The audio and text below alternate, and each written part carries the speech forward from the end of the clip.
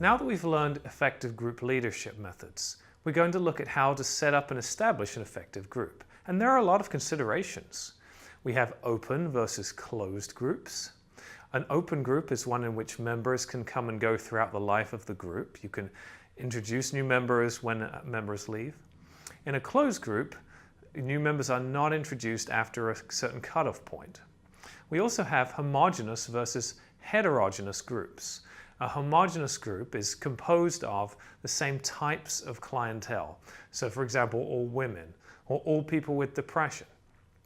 And a heterogeneous group is one in which we have different types of members and the diversity of the group is its strength. In general, homogeneous groups tend to be more characteristic of, I would say, psychoeducational groups and also support groups, whereas heterogeneous groups are the prima facie, as Yalom would say it, the best way to establish a process group.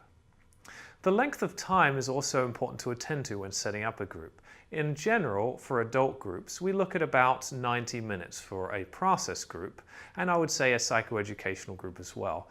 With children, though, they can't often last that long, and so we have to have a shortened group time.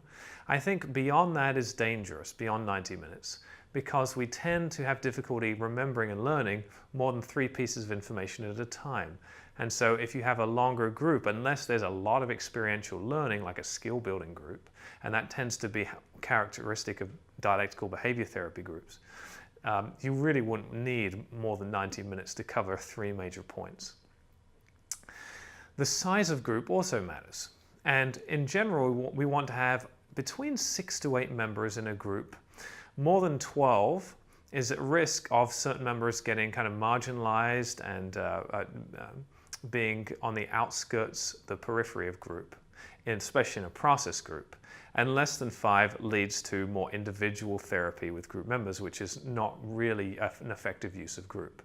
And so you'd want to add more members if you dip below 5 in a process group.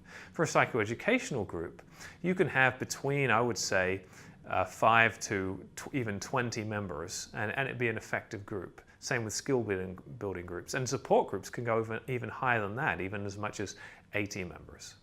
So I think the modality, or at least the type of group, matters in terms of its size. The space of the meeting matters a great deal. Particularly in process groups, you want members to be able to converse freely with one another, and so a circle is vitally important to facilitate that member-to-member interaction. If you have members who can't see each other, that becomes problematic. It's not unusual in psychoeducational groups to have more of a classroom-style setup, but even then, oftentimes it'll be a modified circle to some extent. And of course, a support group can look a variety of ways in terms of seating.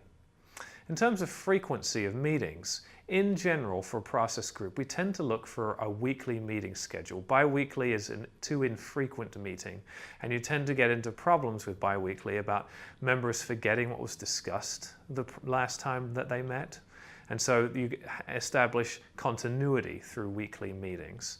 I think for psychoeducational groups, you could go a couple of weeks, but then you may lose some of the content in between, and members may not recall what was addressed last week.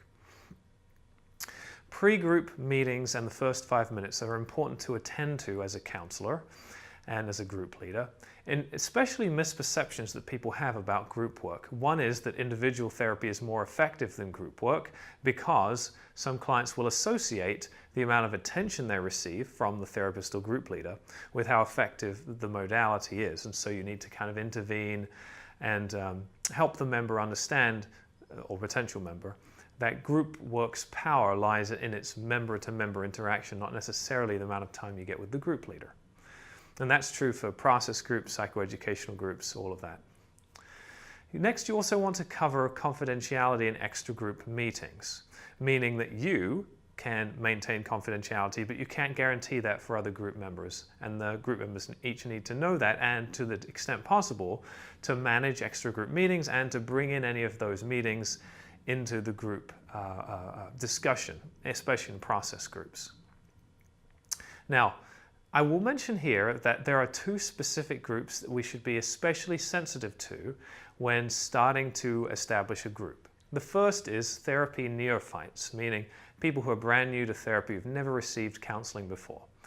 They may not be familiar with the self-disclosure associated with counseling, and so they may need somewhat of an initiation into what A, counseling is about, not only what B, what group counseling is about. I'm next going to talk about different cultural factors that can play out in terms of group composition and things you should be sensitive to. The first is that more diverse groups are going to engender more conflict between members.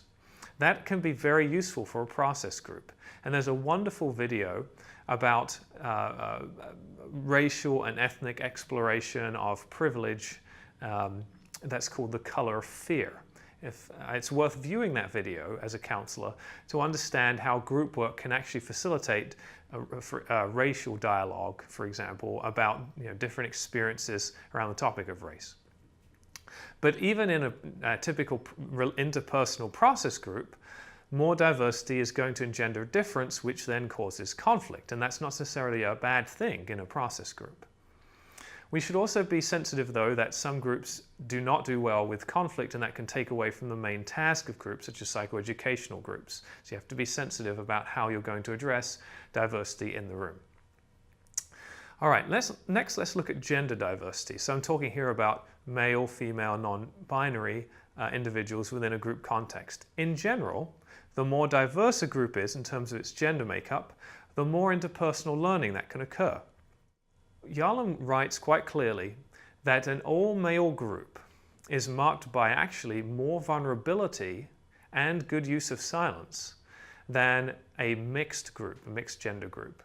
And Yalom talks about how, unfortunately, what tends to happen with men in groups that have women as part of them, they tend to compete and they tend to demonstrate less vulnerability initially.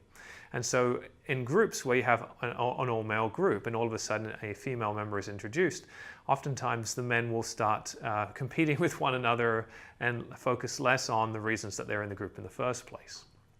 So be sensitive to that in process groups particularly. I'm going to close out by just mentioning to you that it's very important as a counselor that you're sensitive to all diversity issues within a group setting and how different members are going to experience events differently within the group setting.